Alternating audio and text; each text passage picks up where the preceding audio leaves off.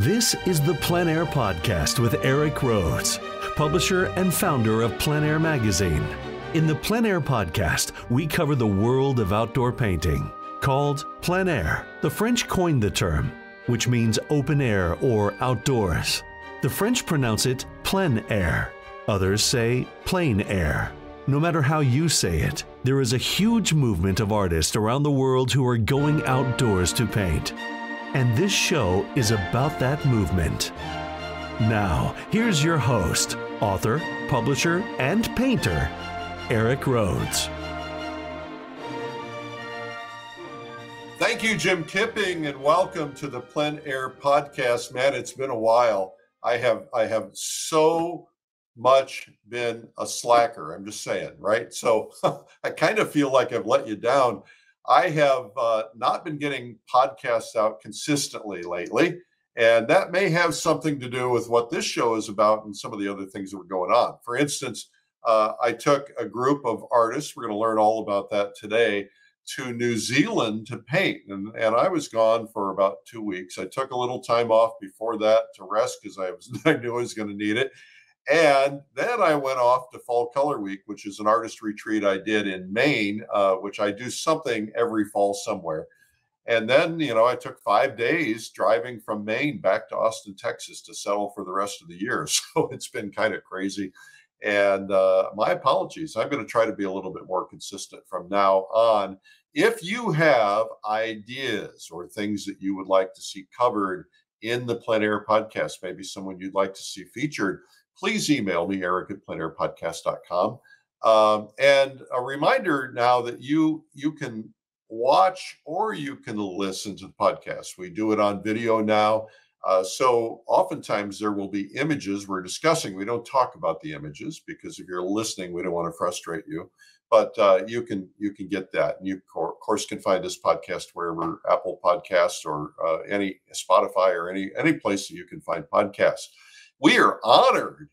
We really are honored that Plein Air Podcast has been rated #1 in the FeedSpot 2021 Top 15 Painting Podcast list. We're hoping to make the 22 list. We'll just see what happens. Anyway, hope you'll subscribe if you're listening for the first time. And if you are, welcome. We're glad that you're here. We love plein air painting. We're passionate about it. And there's a whole story behind how we got here. We'll talk about that someday. Coming up soon after the interview, I have what's called the Art Marketing Minute. And it's where I answer your questions about how to sell your art or how to market your art. And that's also its own separate podcast. So you can find it at the end of this podcast, or you can just go find it as its own podcast if you want to do that. And now in these, what they say are inflationary times, and I don't disagree with that, you actually have more opportunity than ever. I'm going to talk about that today, so you want to stick around. Just a couple of things before we get rolling, because we've got some great guests today. If you're looking to connect with the plein air community, I learned at Fall Color Week, there were a lot of people who, actually about 60% of the people who were there showed up for the first time. Many of them had been plein air painting a long time, but many of them had never really connected with the plein air community. And what was so beautiful is that you saw people setting up next to other people. They're making a lot of friends, and they're saying, well, here's what I learned about this easel, or here's what I learned about this paint, or here's what I learned about this brush. And, you see how different people attack different things.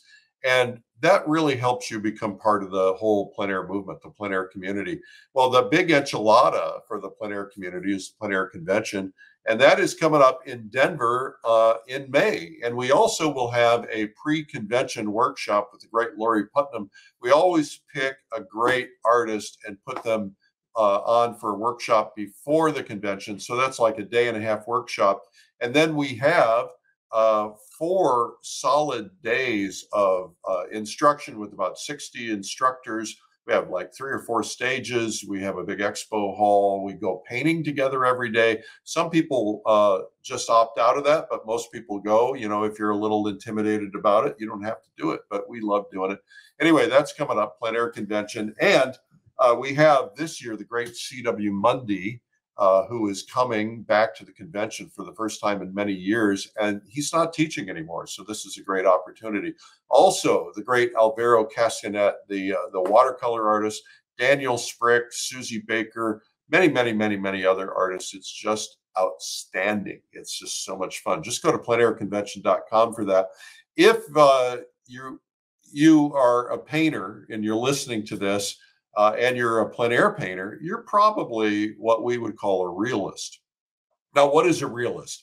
A realist is someone who paints something that you can tell what it is. Now, there's all kinds of things that fit in with being a realist, right? So you could be an abstract realist. You could be an academic realist, which would be really tightly, carefully entered. You could even be a photorealist, or you could be an impressionist, which is a form of realism. We have a conference coming up online. It's called Realism Live, and it's all about the subjects within the range of realism. We don't get into abstract modernism or anything beyond that. We do get into some forms of abstracting in your painting. So this is a 3-day event, plus there's a beginner's day. It's online. We have about 30 instructors. They're pretty incredible. We're teaching all the subjects, so figure painting, portrait painting, still life painting, landscape painting, floral, and of course, plein air. And we have some amazing artists, including who I think is the finest landscape painter in the world. No question. And that's Clyde Aspovic. And Clyde doesn't teach. Clyde does not appear anywhere. And he is and has agreed to appear on Realism Live and teach. That's a big deal. We also have lots of other people like Juliet Aristides, Todd Casey, Michelle Dunaway, Lisa Egley, Rose Franson, Daniel Graves, Pierre Giadetti, Cornelia Hearns, Deborah Hughes, many more. There's too many to mention right now, but you want to check it out, go to realismlive.com. That's coming up.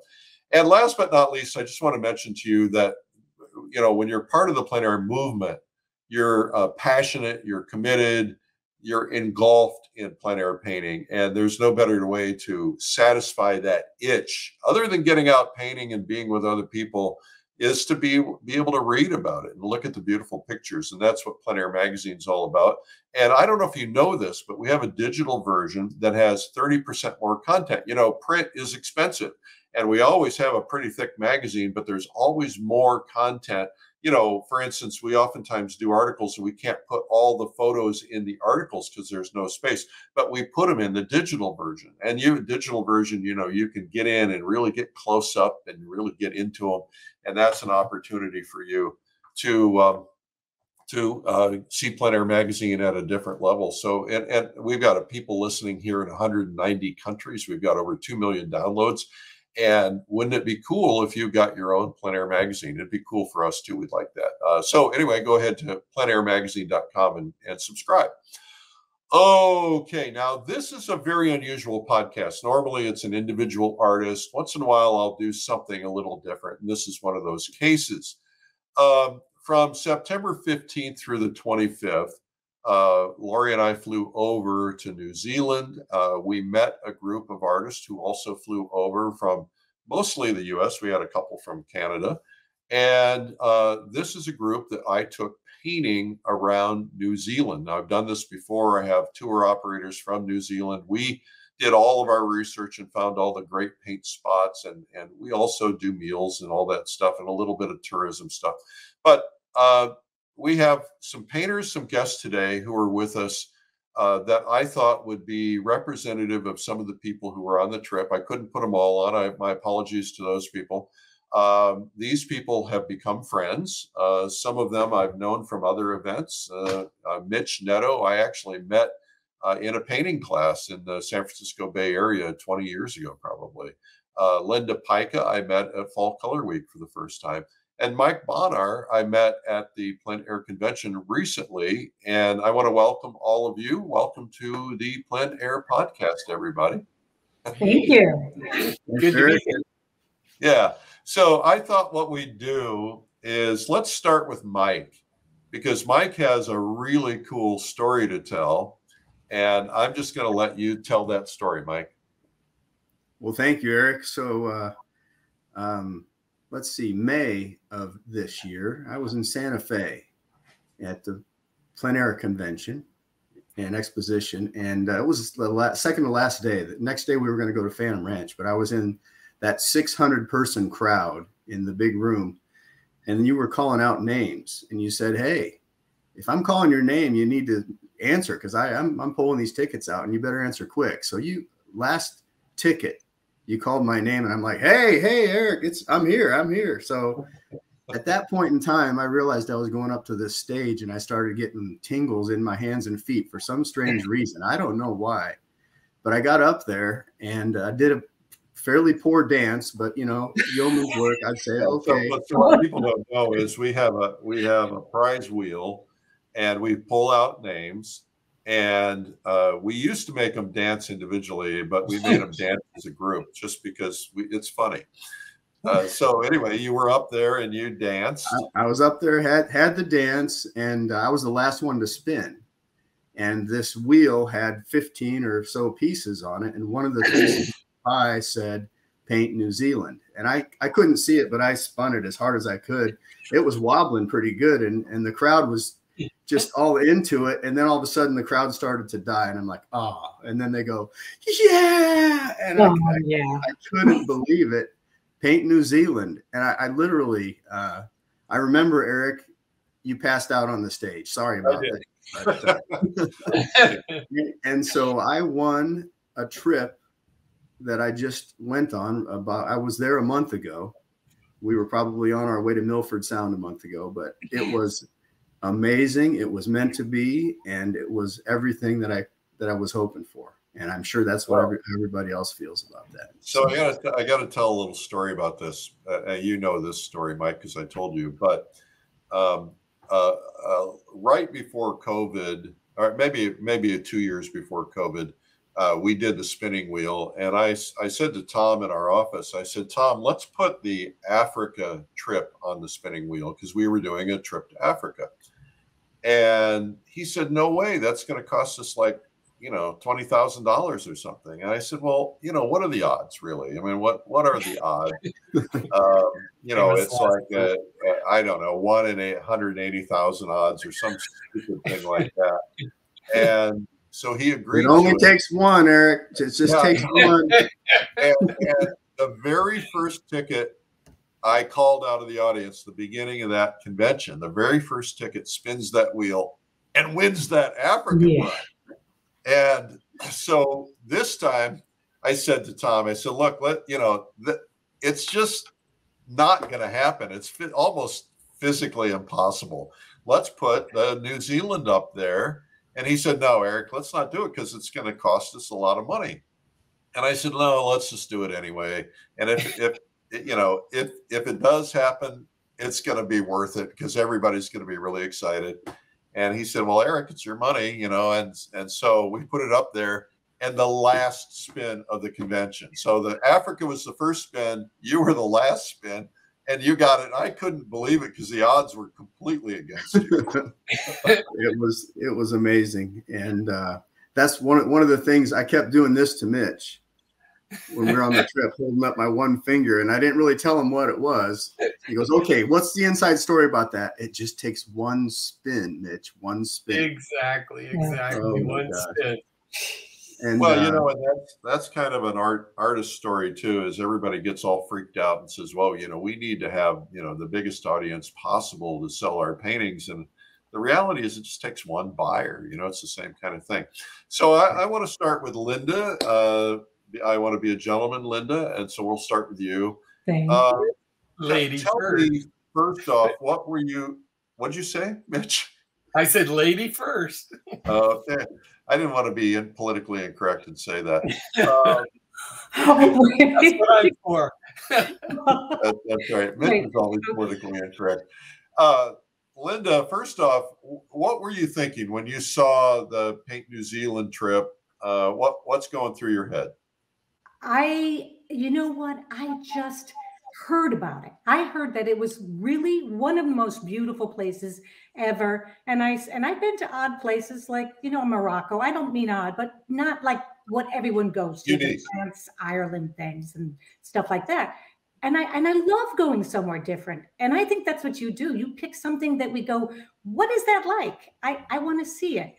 And I was like gung ho, just, looked at everything, said to my husband, it's cheaper for one of us to go. And do you mind? And he's like, you got to paint something as beautiful as what we heard. So I went. And did it live up to your expectations? Beyond, because it was so organized to what we all as artists think is beauty. I mean, every boat ride was better than the next. And I mean, starting with that jet boat to ending in an overnight and everything in between. So yeah. So I'll just tell everybody what that's all about. Is now we made this both a tourist experience as well as a painting experience. And the very first day, our very first full day, we get in a bus, we drive to Glenorchy, which is about an hour away. We're in Queenstown, and we go on these jet boats. And the jet boats take you up the Dart River, and they take you up to where they filmed Lord of the Rings, Hobbit. It's a place called Paradise, and it truly is paradise. And so we had several boats because we had a pretty big crowd, and we're zipping along at 50 miles an hour through 2 inches of water. It was pretty incredible. Yeah. So Mitch, we'll move to you now. What were you thinking? Because you kind of came in at the last minute. Yes, I think I did, but I'm sure glad I did. It was truly a magical place. I mean, everywhere you looked was almost unbelievable in terms of the natural beauty, and it was so clean. Everything was so pristine. I had no idea that it would be such an incredibly natural environment. I mean, the Kiwis are doing a great job of taking care of their country, and I hope they continue to succeed, because I'd love to go back there and see these fabulous views again in such a pristine environment. Well, I'd certainly go live there if it weren't so far away. I wouldn't want to be away from my kids or potentially grandkids someday, but I would live there. It's so beautiful. The people were so friendly. So, what was there?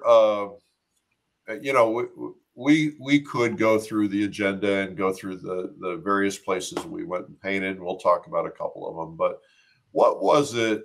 What was there a moment for you that really defined the trip? Milford Sound. Whoops. Milford Sound. Milford Sound. Yes. Yeah. So let's talk about Milford Sound for a second. First off, we should say that Milford Sound is quite a hefty bus ride from Queenstown. So we had to take a bus ride about 4 hours down. And what was interesting to me is that everybody's taking constant pictures out the window, because we're in this giant national park on the way there. And, talking about lots of reference material, it's pretty stunning. But so Milford Sound, when we went to New Zealand the first time we went down there, did a quick boat ride for a couple of hours and came back, but we didn't get a chance to paint. It's the most beautiful place I've ever seen in my life.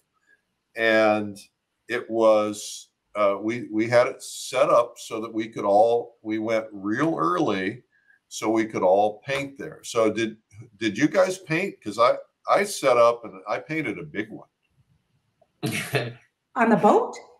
No, not on the boat. Before we got on the boat. Oh, yes. The mountain thing, that one that's done. Yes.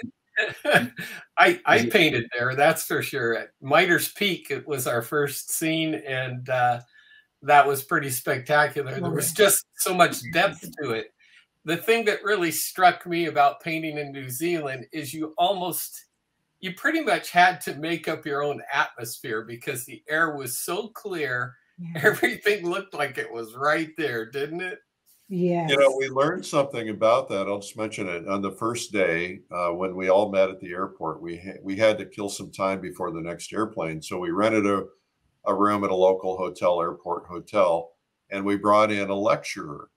And I don't know if he told us this in the lecture or he told me afterwards, but he said something I thought was fascinating.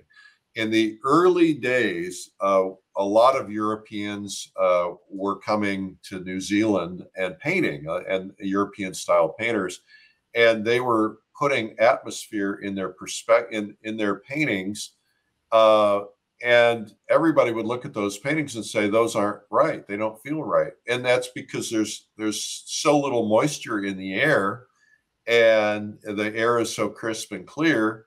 And so it was not until about 40 years, 50 years later that people started painting it as they actually saw it, which was very, very little atmosphere. Now there's atmosphere if you're getting a cloudy day or a foggy day or something like that, but it was pretty amazing.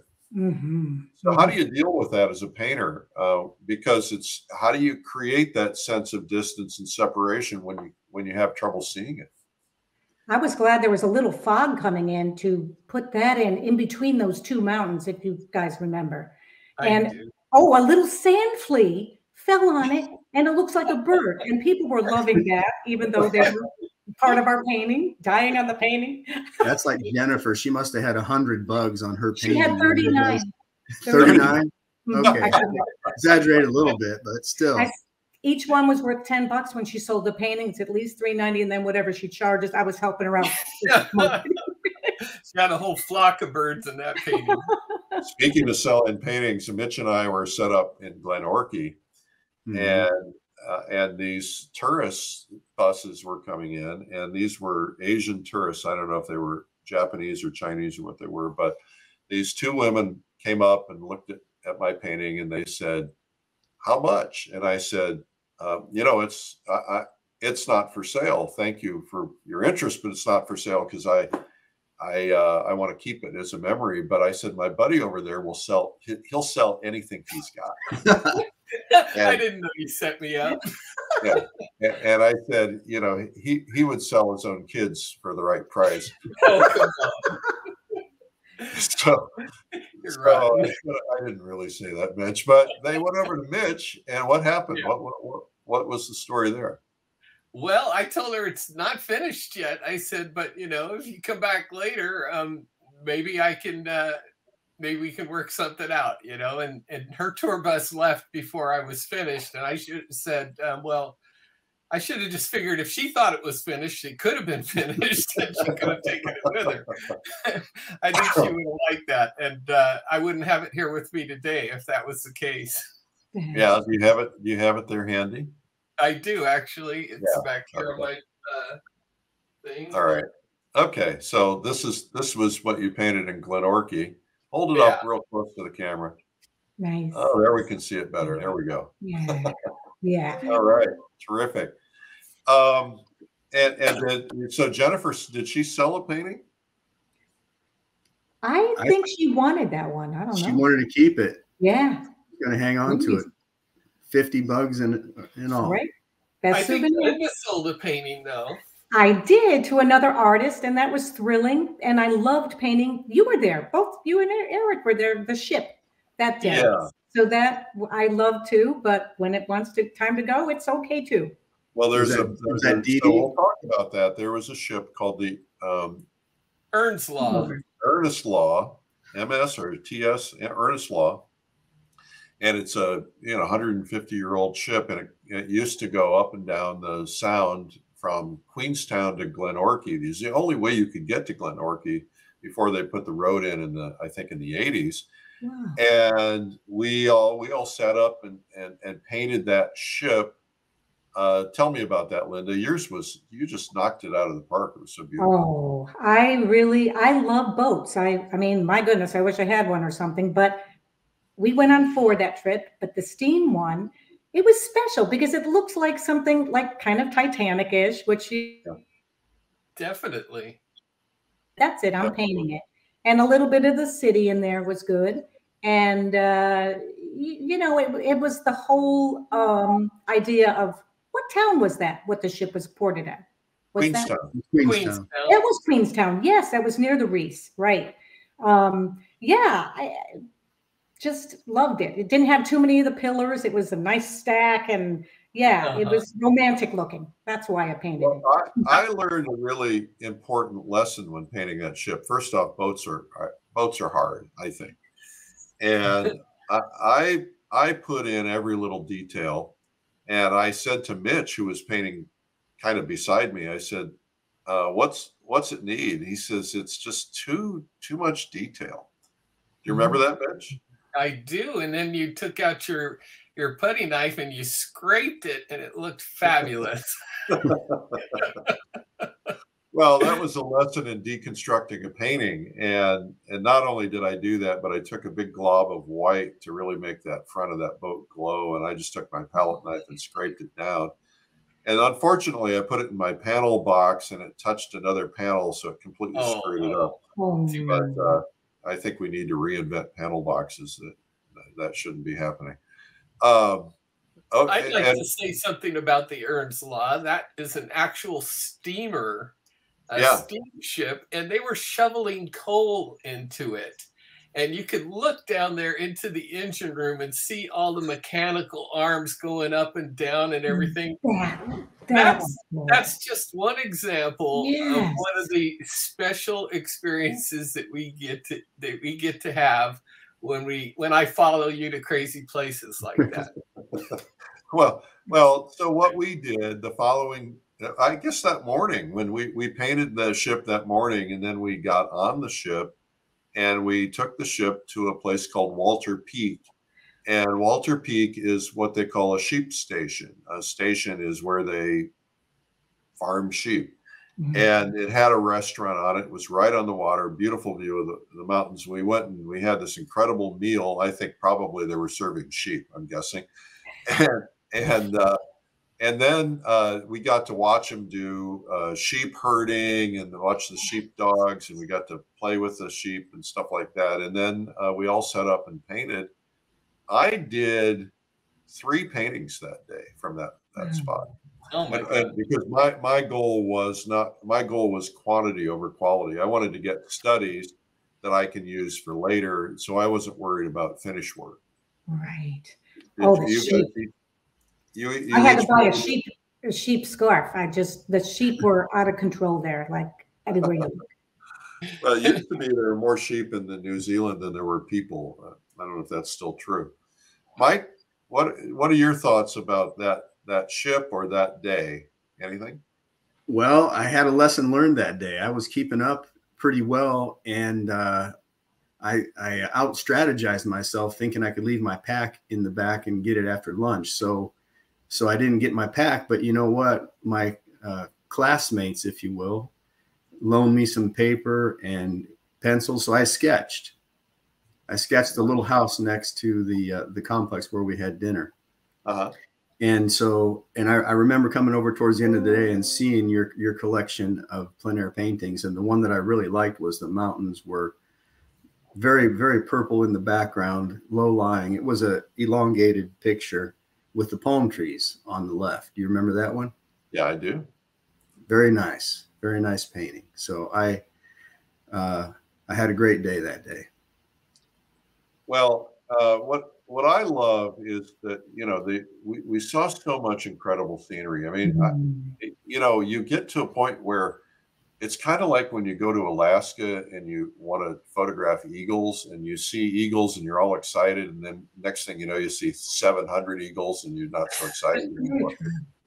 And what I found is that every piece of scenery seemed like it was better than the next, and then better than the next, and better than the next.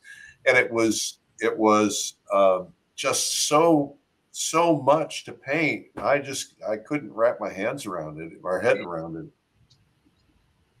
It took a while to get the hang of those craggly mountains. I mean, the way they're just pushed up and have so much character, it's like mountains you don't see except maybe in the Alps, right? I mean, such character. It really was. We actually did go to what they call the New Zealand Alps, which is the Milford Sound area, and they truly were magnificent. And tell the story. Somebody tell the story of the boat. in Milford Sound, because that was quite an experience. Ooh, I saw my first penguin. Did you? Yeah, you were lucky. Not all of us got to see the penguin. No, I was on that special tender with only two of us. Gabriel, I think, was the other. And because the other one was off. When you miss the boat, you miss the boat. But there was another tender. Exactly. And he took us around close to the edge where we were kind of parked. And there it was. He just popped up for a second. He said, "This is all you get. Wah, wah, down. That's it." So I was thrilled for the little side excursion on that boat. I got the best picture of it glowing at night. Love to see that picture. Just so people understand what we did is we took the bus down to Milford Sound. We painted, and then we boarded this ship. And about 3 o'clock in the afternoon, we took the ship out into the Sound, which goes on and on and on and on. And the beauty is spectacular. And he would go up to these waterfalls and so on. And then they parked the ship, and we spent the night on the ship. So they had what Lynda's referring to is they had these small boats and basically lifeboats, the tenders, and we would go out in them and we went exploring. So we had a chance to go out and get close to the waterfalls and close to the shore and close to the nature, which was really remarkable. We saw these climbers that had been camping out who were climbing up bare hands. But all the photo reference material, I mean, I could paint for a lifetime on the photos from that trip. Yes. What was amazing about that is that there were actually glaciers visible at sea level in that location. And the rivers coming out of there were just that beautiful blue, and just added to the magic of the countless waterfalls that are coming into Milford Sound. And we were fortunate enough to get out into the Tasman Sea and actually go out on the ocean the next day. It was calm enough, and I didn't anybody get seasick, so that was a good thing. They told us that they never get to go in the Tasman Sea because it's always too rough. And so that day we went out there, we were able to go out pretty far just because it wasn't rough. So it was pretty special. The falls were Sterling Falls. That's the name of it. And they, if you stand in front, the theory or the legend is if you stand and get sprayed by it, you lose 10 years of age. Well, yeah. I was out there extra long. Good because you got sprayed a lot. I was freezing. I said, I guess the other thing that I remember is the ship had cabins, and it was a vintage type ship. I mean, if I looked at it, it was steel, not fiberglass type of thing. And in the front deck, we all had plenty of room to walk out on. And so it kind of took you back in time a little bit going on that ship versus what you might see today on the modern. Well, I would call it a small group cruise ship. I mean, it had maybe 20 rooms to it, which something like that. But it was a classic.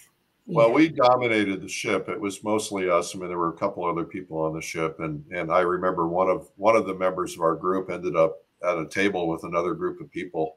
And it was really cool. I thought that was nice. Talk to me about the side benefits that you got from this trip. What you went to paint, but what else did you end up getting out of it?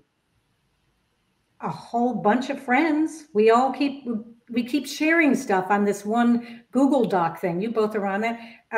Yeah, just friends I'm going to be friends with always. Yeah.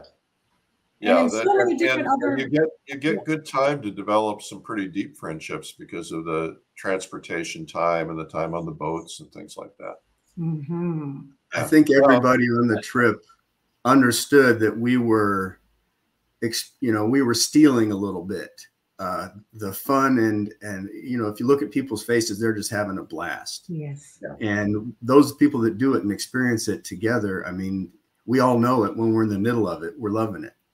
And making new friends. It's not an intimidating thing for me. I've been to 2 PACE conventions, signed up for next year, but I'm a realist shifting to plein air and learning candidly from people who have the experience is just helping me get to my goal quicker. And everybody on this trip was free to share their information, and that was made it really nice for me. So that's one of the real joys of these kind of experiences is you're with your tribe, you're with people who appreciate what you appreciate, and you get out there and this vibe starts building on itself, and your community and the camaraderie just starts to build. And it's not a competitive environment, it's a supportive environment. And what a joy it brings. You know, it makes it a special time. I agree with you, Mike. It definitely makes it a special time. I like the memory of the Ponami that we all got. Yeah. We all have one. I'm not wearing mine. Oh no! But just the culture to learn about it, that you're supposed to hold it up close to the camera. Okay, let's put it in the. Oh, there it is. It's jade. Yeah. So the story about that. Do you want to tell the story? Go ahead, Mike. Well, the story is that you can't buy one for yourself. So Eric was kind enough. We all had something on our dinner table in a little bag, and we got a little shade of gray, and to know that this is their culture, and now we get to have a little piece of that, and that was special. And I was hoping to find gold in my bag, but I didn't know there was so much culture. The Maori culture. The Maori culture. Yeah, that all the tattoos and stuff. And there was a channel while I was painting the beautiful view from the room. I'm listening to this music and this whole show. So I loved learning their culture. I agree. The culture is so rich there. And I ended up finding out, Shelley and I stayed a few days after, and we went to the treaty location up in the Bay of Islands at the top of the Northern Island.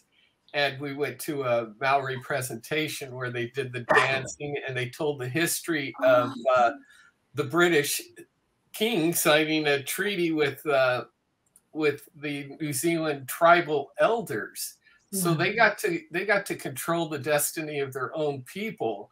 And the English just basically enforced the law and provided some government.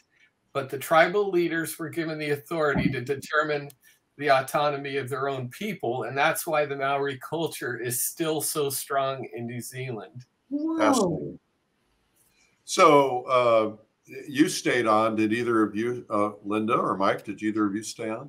No, I couldn't either. I wanted to, but I didn't want to leave. I know. So not that quantity matters, but how many paintings did you guys get done? 11. 11. I did 5. I did 5. I did 5. I don't know. I put them in a pile. That's great. All right. But you got, and then you got a lot of photo reference material as well. For sure. Which, a lot of people say, well, that's not plein air painting. Well, sometimes you can't paint it all.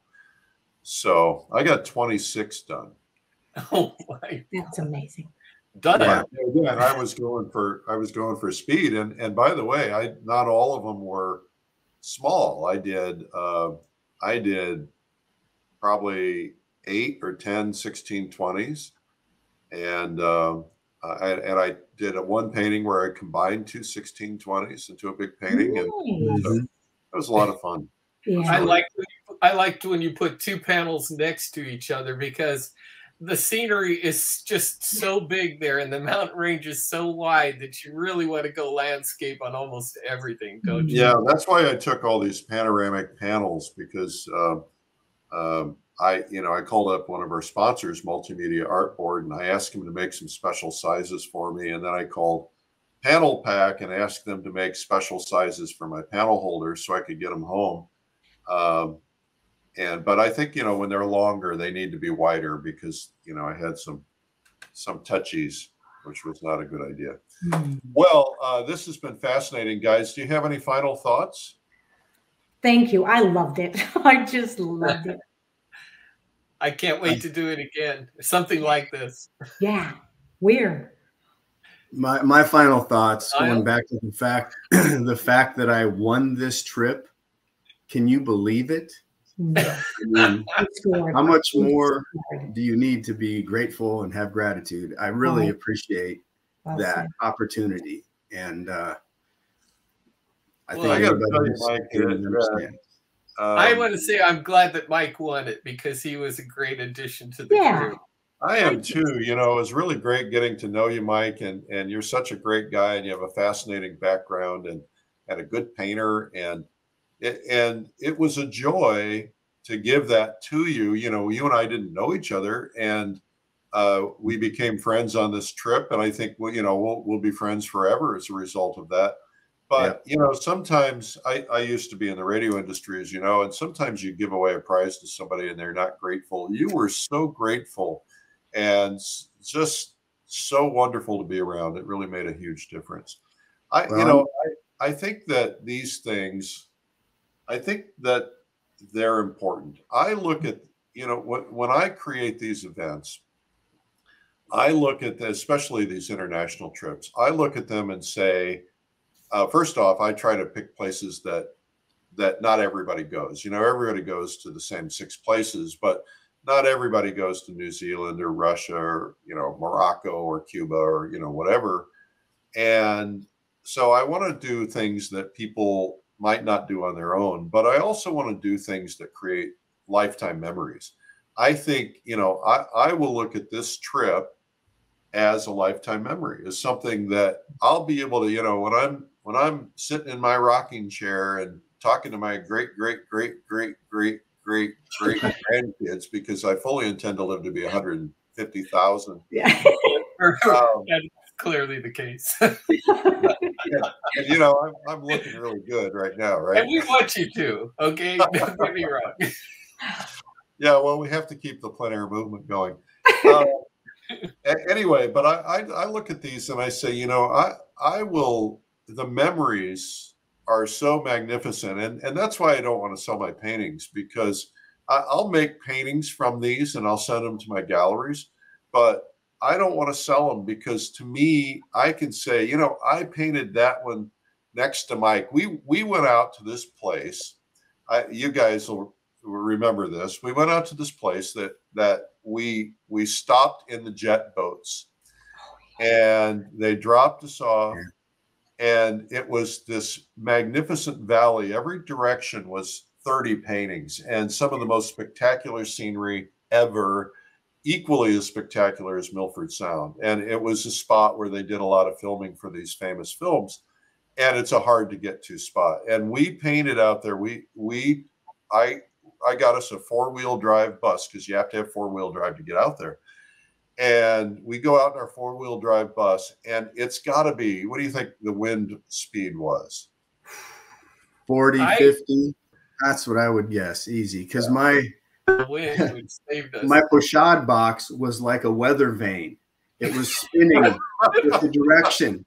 I couldn't, I was trying to paint, and I put a poncho on, and my poncho, I look, and my poncho's painting my painting. So I had to strap it down with some bungee cords around my waist. It was that morning when we woke up, the weather forecast, it was 31 degrees.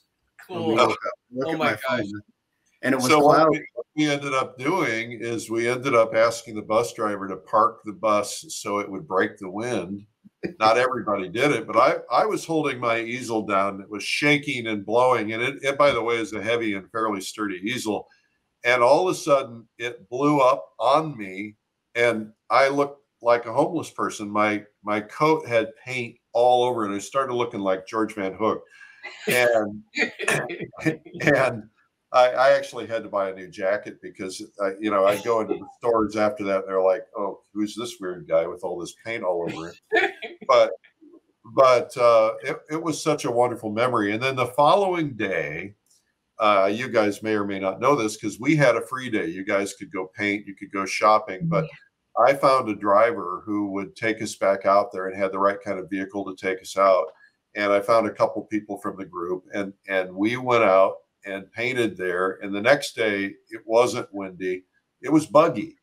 but we painted there for several hours, and I think I got 4 paintings done from that spot that day, and it was just remarkable. And I could paint in that spot every day for a month and still not run out of, you turn one direction and you see the mountains with the sheep. It's another is you see the river with the mountains. Another is this area called Pluto, which is in Lord of the Rings, and the fog and the color and the water glowing in that blue, just constantly changing too, constantly changing views.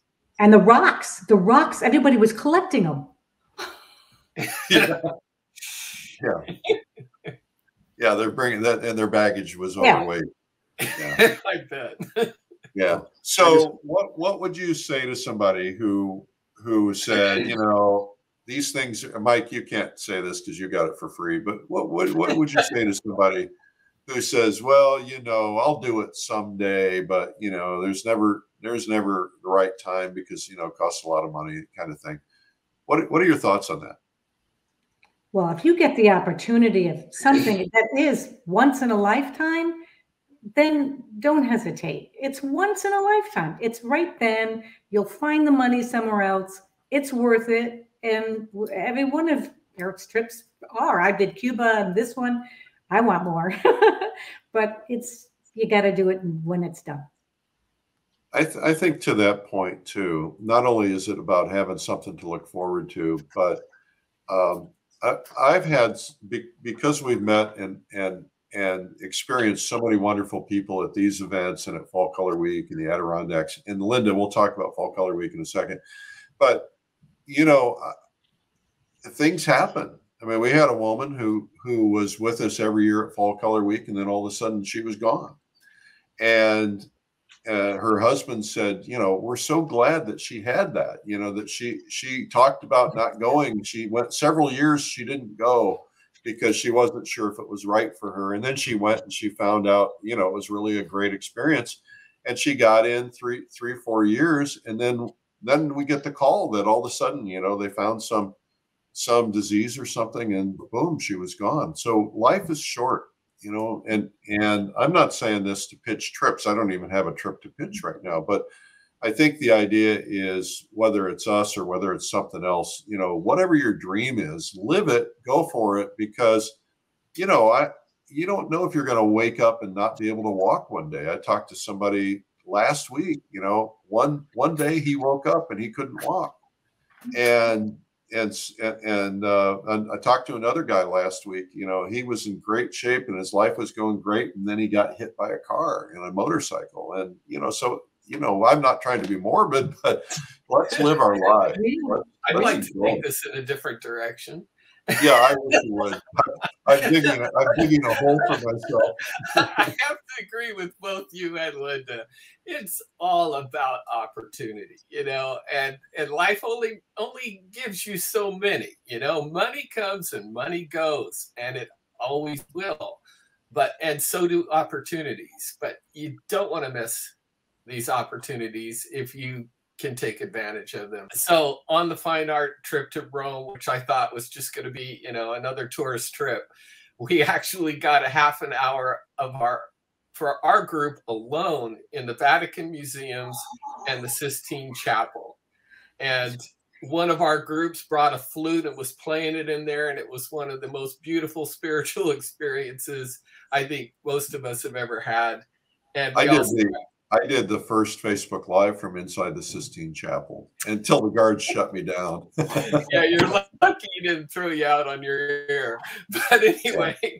Well, they do like paying a lot of money to get you guys that experience. I bet you did. And then when we had dinner in this fabulous, 11th century palace in the center of Rome, where there was actually a cannonball embedded in the marble floor there, it was just were you ever going to experience something like that again? And these kind of things are what really are the gems in life that carry you through, right, Lynda? I mean, yes, relate to that, right? You made me think of the food though. We had 5-course meals, I think, every night. Like I said, the 5th meal. Food was incredible. Venison, pear, things I never ate. Oh my God. Exactly. I tried at least 5 things I'd never eaten before there. We had a welcome package every time, you know, we won at the Reese and then in Auckland at the M Social, and those cookies were, I don't know, they were honey and oh. They were to die for. Just little touches that you get in this type of trip. Well, we try to make it fun and try to make it memorable, and you know, we're always trying on these trips to come up with something that nobody else can do. That's my goal, is what can we do that nobody else can do? And I put these tour operators through that test and say, all right, let's do something that, you know, doesn't happen. And like painting in Milford Sound, not exactly easy to pull that off, but or going into the Sistine Chapel, or going into the homes of artist families and seeing their private collections. And Mitch, you've experienced a lot of that. Well, folks, thank you so much for being on the Plein Air Podcast today. And thanks for everybody for listening. I've got a little marketing minute coming up here in a second, but Lynda, Mike, Mitch, it was a pleasure being on the trip with you, and everybody else who's not on the podcast that was on the trip. And it was really fantastic. And I value your friendship, and I value the time that we spent together. Thank you for doing this. Thank you. Thank you so much. You all. Right. So what we're going to do now is head into the marketing minute, and then we're going to wrap it up. Don't miss this marketing minute. We're going to talk about the economy. This is the Marketing Minute with Eric Rhoads, author of the #1 Amazon bestseller, Make More Money Selling Your Art, Proven Techniques to Turn Your Passion into Profit. In the marketing minute, I try to answer your art marketing questions. I do marketing, and so you can upload a video question by going to artmarketing.com/questions, or you can email me, eric@artmarketing.com. Also have a website called artmarketing.com where I write a lot of stuff on marketing, and some of it's old, some of it's new, but it's always relevant and continues to be relevant. So the way we do this is Amadine, my producer, who is from France, is going to read the questions, and then I will come up with some answers. I have seen this question today, but Amadine, let's go for it. Eric, today we received a question that isn't pure marketing, but that feels appropriate to address it anyway. So let me read this question from Bree Dotson from Virginia. What to do when the world seems to be collapsing around you? How to maintain morale? How to continue believing that easel time or one's personal statement even matters? Well, you're right, Amadine. It's not a marketing question, but everything relates, right? So if you're in a position where you're creating artwork and you have to make your living for it, and you're not feeling up to it because you're going through something, then it's an issue in your business. It's a business related issue. It's like an employee not showing up for work. If you're not showing up at your easel and doing your job because you don't feel like it, it's going to impact your business. So in reality, it's very important. I think that, first off, you said if the world is collapsing around you, I think we oftentimes tell ourselves stories that are not true. And sometimes we get into a funk, or we get depressed, or we get into an attitude where we start looking at everything through a negative lens. So the first thing is, ask yourself, is my world really collapsing around me, right? Is this true? And if so, what is it? You know, make a list, sit down with a list. I'm big on lists. Write it all down. What's collapsing around me? What can I do something about? What can I not do something about? And if it's about you, you can do something about it. If it's about something someone else is doing, well, maybe you can or can't do something about it, but start there. The next thing is, you might have some depression or anxiety issues. I don't want to get into that, but that is something that I'm not qualified to deal with, but there are pros who are. And you might want to think about talking to somebody like that. But I will tell you this, I have experienced anxiety and I've experienced depression. And I have moments in my life still where I wake up and I feel like I'm in a funk and I don't feel like doing anything. And sometimes I feel, like weepy or want to cry or something. I know that's hard for you to believe, but and my best way of dealing with it is I go out to the elliptical machine, or I take a walk, or I try to get my heart pumping, get my blood going, because I get a dopamine rush right from that, and that really makes a difference. I have a family member who does experience some depression, and that person, when that person is going through that, the first thing I say is get out there on that elliptical machine or on the treadmill and do 30, 45 minutes. And I will hear whining about all the reasons not to do it, but it ends up that takes a lot of it away. So try that. I think that might help. Push yourself, get some exercise, and that can help. Regarding maintaining your morale, the sense of feeling like you want to paint or you want to do things, this probably is going to sound a little bit odd, but look for ways to be more grateful. And it's a really great trick. It's a great way to work with your brain. And I do this. I don't always do anything, but I try to do this whenever possible. Look for 3 things that you're grateful for every single day. Start your day by saying, what are 3 things I'm grateful for? And try not to make it always the same 3 things. You know, I might say, well, I'm really grateful for my kids, or I'm really grateful that my kids are doing great in college, or I might be grateful for my wife, or I might be grateful that I had had the ability to have a good meal last night. But when you start thinking about what you're grateful for, that helps. And I try to do it in the morning before when I get up first thing, and I try to do it in the evening when I go to bed. I oftentimes do that in prayer as well, what I'm grateful for. And I also find that whenever I'm feeling down, if I help other people, it makes me feel better. And so, just the act of, sending an email to somebody on my team and complimenting them for something, it not only makes them feel great, but it makes me feel great, or going out and helping and feeding the homeless people or something, which we've done. Those things make you feel great. But, I think also important is to have a routine, right? I get up in the morning, get up, make your bed, have a routine. I get up, I get a cup of coffee, I sit down. I don't open up social media. I don't open up the news because I don't want to get flooded with negatives while I'm still waking up. It's a period of time when I want to enjoy the morning. So the first thing I do is I open up my Bible. I read my Bible for a few minutes, and then I will then start looking at some other things. But I always start there. It just kind of sets the tone for me. I'm not pushing that for you. You each have to find your own thing.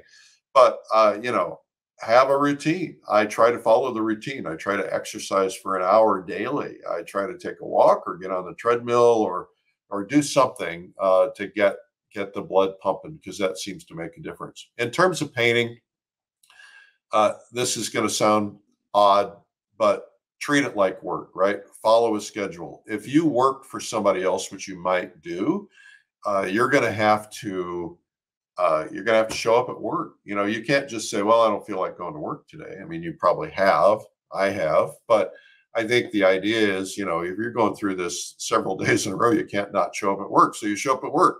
Just show up at your painting space and start painting. Now, I have mornings and I write this thing called Sunday Coffee. It's my philosophies on things. And on Sunday mornings, sometimes I don't feel like it. I'm tired, or maybe I had too much to drink the night before, or maybe I'm tired. I don't feel like it, but I'll sit down and know that I have to type something out, and I'll sit down and start, and I don't ever know what I'm going to talk about, or usually don't. And then, I'll just start typing, and, eventually something comes to me and an idea comes. It's the same thing with painting. If you get out and you just start painting or drawing or whatever your art is, then you will find that you'll eventually kind of get into it. And so just get into it, just start. So I think that's the best thing. But if you're having some depression, seek some help. I think that would help. Next question, Abedin, is? Next question, is from Lynda S. Marino from Connecticut. What makes a good story and how to become a better storyteller of your artwork? Well, in my art marketing boot camp, which I do at the Plein Air Convention every year, I do differently every year, but one year I did a thing on storytelling. And there's two kinds of stories, right? So the story that you're telling in your painting is different than the story you're telling about your painting. And so the story you're telling about your painting is an important tool in marketing. I don't always do anything, but I oftentimes will write a little story, a very brief story about one of my paintings, and I'll type it up and I'll slap it on the back of the painting. The gallery then knows that story. So if somebody wants to know about the painting, they'll say, oh, well, this is a story. Eric was in New Zealand and he was painting next to, this person and that person, and the wind was blowing 60 miles an hour and he was holding on to his easel and he didn't have time to think. He just had to get the painting down. And he discovered something about himself that when he did that and he had that energy, he actually created a better painting. And so, that's the kind of story that I'll tell. And sometimes I'll put some fantasy element to it. In terms of creating a story within your painting, that's not necessarily an area of expertise for me. We just produced a story painting video. It's called, it's Nicholas Coleman. He's a great painter. He's world renowned. He's got posters in all these massive stores, reproductions. He's a big deal. And he tells stories with his painting. And so we did a video called Story Painting, which you can find at painttube.tv. And he talks about it. But for me, I like to create stories where I'm leading someone into a place, a focal point. And Eric Koppel, the artist, who we also have a video with, told me that he creates portals, right? He'll have trees that you're looking through that will pull you into a particular place. He'll oftentimes put something in that portal, like a waterfall with birds or a figure or something like that there. And the idea being that, you want people to kind of tell their own story. They're gonna say, well, why is that person cutting wood, or why is that person fishing, or what's going on in their head? I like to use Rhoads. It's my name, so I put a lot of Rhoads. I was out at Fall Color Week, and we were in this what's called a blueberry pound, which is giant fields of blueberries, and it's these glowing reds and alizarin crimsons and purples, and it was just stunning. And I had this scene that had the beautiful foreground, and had fall color trees in the background, and then a beautiful purple mountain. But then I had all this big space of foreground, and I wanted to break it up. So I looked to the right, and there was a road. So I painted that road into that area, and it just made it come alive. And so it kind of was a story of taking you down. You want people to go, oh, I want to be there. I'd like to drive down that road, and I'd like to see that color, or I'd like to walk there. And, sometimes I'll put a figure in, or a painter, or a fisherman, or somebody walking down the road. Anyway, that's it. But I wanted to say one other thing. Before we go, there's a lot of negative chatter going on around the economy, right? And you and I both know that a lot of the negative chatter that happens because there are people who want us to be afraid, right? There's an election coming up, a big election, midterm election, if you're listening to this when this is being recorded. And so, both sides, both parties are trying to make us all nuts. The world's going to end if these people don't get elected. And so they're playing up the whole economy thing, and the cost of everything and how bad things are. So keep in mind that we are all being manipulated a little bit. Now, there's probably a lot of truth to the economy and what's happening. And the first thing you've got to do is you got to make up your mind you're going to succeed no matter what. Don't tell yourself you can't succeed because there's inflation, or because there's a recession, which right now we're not officially in, supposedly. But don't tell yourself it's not possible. What you have to tell yourself is, I'm going to succeed no matter what. I will find a way. Now, you might have to work 3 times harder or 5 times harder. I sat down with my team and I said, okay, what happens if this stuff happens? What are we going to do? And the answer was, we're going to be more creative. We're going to try more things. You know, when COVID hit and we were like, not sure we were going to survive, we created Realism Live and Plein Air Live and Watercolor Live and Pastel Live, virtual events online. And as a result, we actually were able to make it through it and made a little money when we didn't think we were going to make any. And so you can come up with creative solutions. There's a gallery. It's a very well-known gallery today. But in 2008, when the recession hit, it started. And everybody's like, why is this gallery starting in 2008 when everybody's screaming how bad things are? This guy, and I talked to him about this, and the story he told me is, he said, I knew when a recession hit, all of the other galleries, or many of the other galleries, would stop advertising. And what happens when you stop advertising is you actually hurt yourself, because you don't realize how much advertising is actually bringing in the door.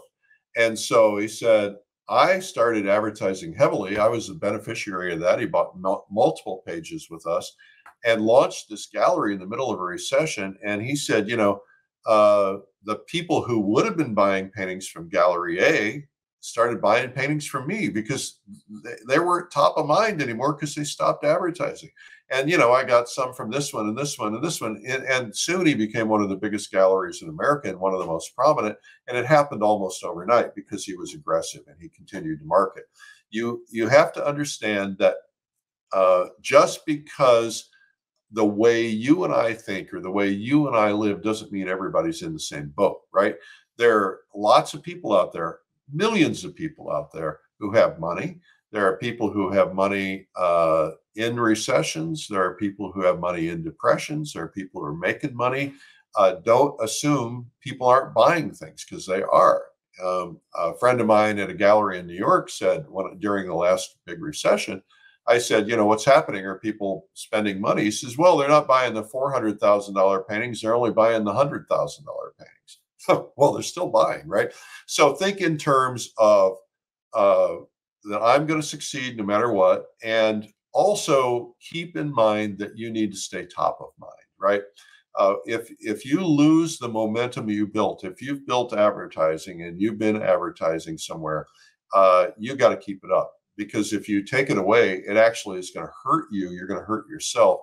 If you keep it up, you may not get the same kind of results that you were getting before, but you'll be getting money that's being spent by whoever's spending money, and everybody else is going to be going away. I mean, we watched during the last recession 200 art galleries go away, and a lot of artists stopped marketing themselves, and then as a result ended up unable to make a living and had to take other jobs. And so you want to look for a way to continue to be creative and aggressive and stay active. Anyway, that's today's Art Marketing Minute. This has been the Marketing Minute with Eric Rhoads. You can learn more at artmarketing.com. A quick reminder is to come and join me at the Plein Air Convention 2023. Just go to pleinairconvention.com. And we've got coming up in November, Realism Live. You don't want to miss this. 30 incredible instructors teaching realism, all kinds of realism, from loose to tight, lots of subjects from landscape. And we've got the great Clyde Aspivig, the only time he's going to be teaching that you're going to be able to see. That's worth the price alone. That's at realismlive.com. And of course, we'd love for you to subscribe to Plein Air Magazine. It's kind of all about the plein air movement. It's been going on for a long time, and we are really happy to be part of it. And if you've not seen my blog, where I talk about art and life and philosophy and all kinds of other things, it's called Sunday Coffee, and you can find it and subscribe to it for free at coffeewitheric.com.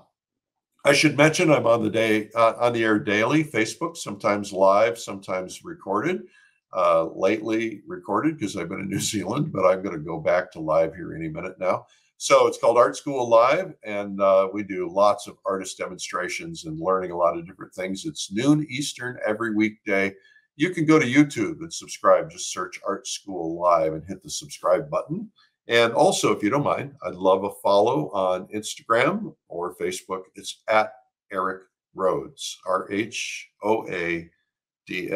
Okay. And that's me. I'm Eric Rhoads, publisher and founder of Plein Air Magazine. Thank you for listening today. Thanks for listening about the New Zealand trip. It's unusual. We'll be back to normal format in the next podcast. But remember, it's a big world out there.